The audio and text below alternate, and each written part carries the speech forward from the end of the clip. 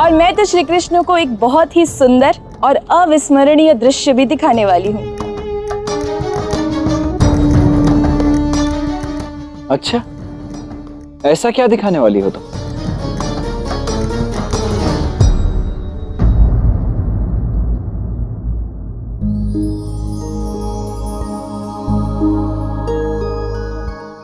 देखा आपने श्री कृष्ण, कितना अद्भुत है मेरा ये आंगन। यहाँ लगते ही इस दिव्य वृक्ष में पुष्पों की झड़ी लग गई है। सही कहा आपने, यहाँ तो बहुत सारे पुष्प आए हैं इस वृक्ष पे।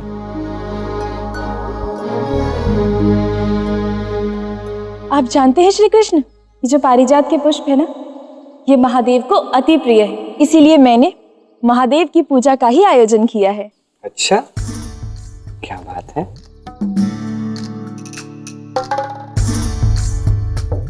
ये सारे पुष्प गिरने ही वाले हैं। मेरा आंगन पुष्पमय होने वाला है और इन्हीं पारिजात के पुष्पों के साथ हम महादेव की पूजा करेंगे, इसी दिव्य पारिजात वृक्ष के नीचे।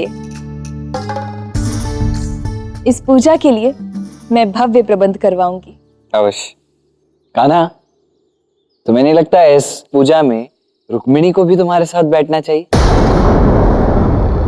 अरे हाँ, बात तो सही है। ऐसे कैसे? ये वृक्ष मेरे लिए मंगवाया गया है और इसके पुष्प भी मेरे आंगन में गिरने वाले हैं। जिसके आंगन में पुष्प गिरेंगे, पूजा में भी वही बैठेगी, अर्थात मैं।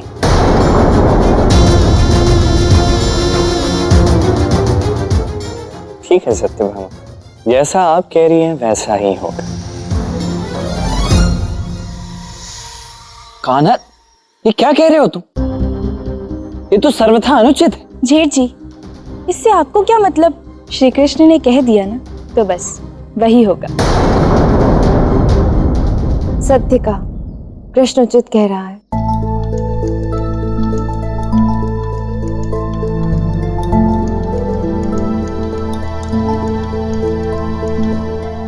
सत्यभामा, आप जो भव्य पूजा करना चाहती हैं उसका प्रबंध कीजिए।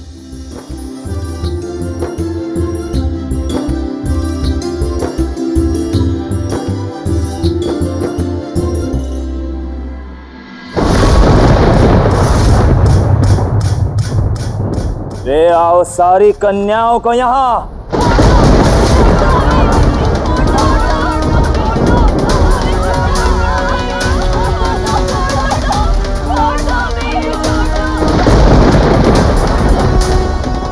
ब्राह्मणों, अपना स्थान ग्रहण करो और विवाह की विधि आरंभ करो। किंतु ये विवाह इन कन्याओं की इच्छा के विरुद्ध हो रहा है।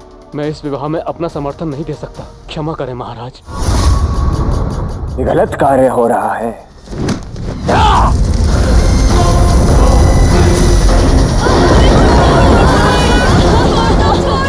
किसी और को कुछ कहना है?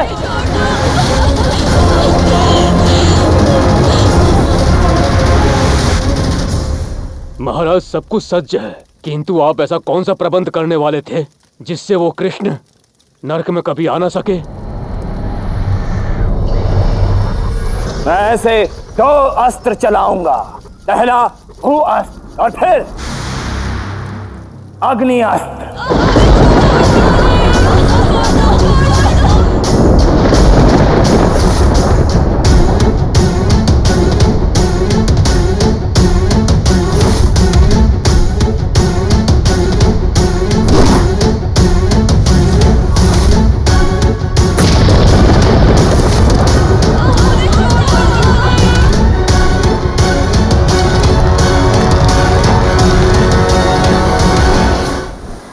ये तो अनुचित है ना कान। रुक्मिणी भी तुम्हारी पत्नी है, किंतु पूजा में बैठने का अधिकार केवल सत्यभामा को क्यों दिया तुमने? किसी को अधिकार देने का अधिकार स्वयं नारायण को भी नहीं है।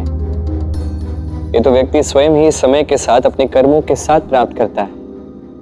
आप बस आगे ना देखते जाइए होता क्या है, किसका अधिकार किसको मिलता है और कहां से क्या होता है। नहीं, ऐसे नहीं समझ पाओगे आप। समय आने पर शीघ्र ही समझ जाओगे, इतना मैं कह सकता हूं। तब तक धैर्य रखिए। अब लीला तुम्हारी है तो धैर्य ही रखना होगा, किंतु कितना धैर्य रखना होगा ये तो बता दो। वो कान्हा, कान्हा क्या? कान्हा, मैं कह रहा हूं दाऊ के साथ ये उपहास।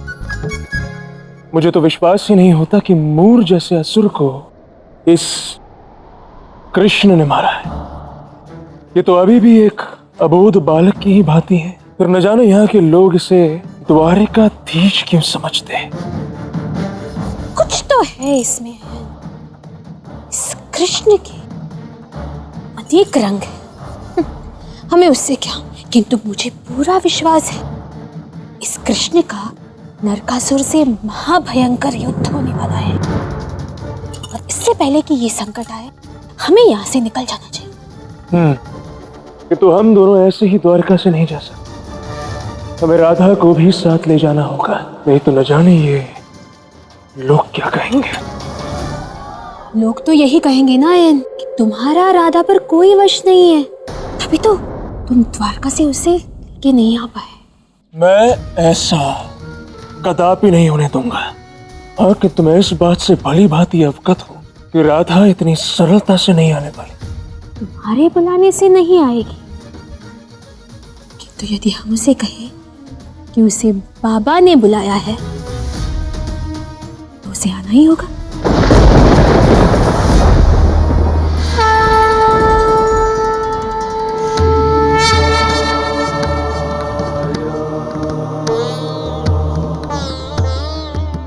अद्भुत सत्यभामा, तुमने तो बहुत ही सुंदर सज्जा की है, बहुत ही अच्छे प्रबंध किए हैं। परंतु मैं इसे तभी मानूंगी जब स्वयं श्री कृष्ण इस बात को कहेंगे। अरे नहीं सत्यभामा, वास्तव में आपने बहुत ही सुंदर प्रबंध किया है। चलिए ना श्री कृष्ण, पूजा के लिए बैठते हैं। ये पुष्प गिरने ही वाले हैं। हाँ हाँ, इन्हें अभी गिरने तो दो। गिरने के पश्चात ही तो महादेव की पूजा आरंभ हो पाएगी ना।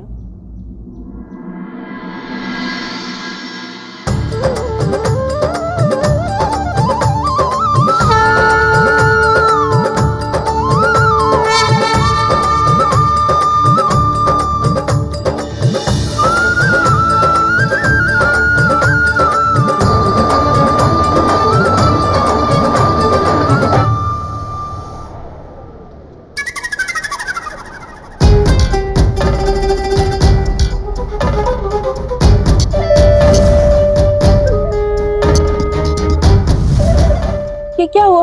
एक भी पुष्प मेरे आंगन में नहीं गिरा। ये सारे पुष्प किस ओर चले गए? ये तो रुक्मिणी के आंगन की ओर जा रहे हैं।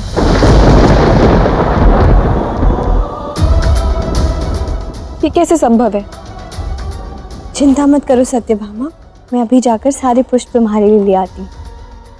रुक्मिणी, मैं भी आती हूँ।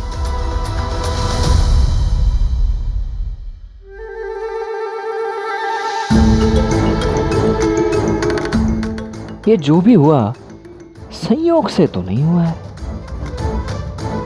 प्रतीत होता है कान्हा कोई बहुत बड़ी लीला करने वाला है।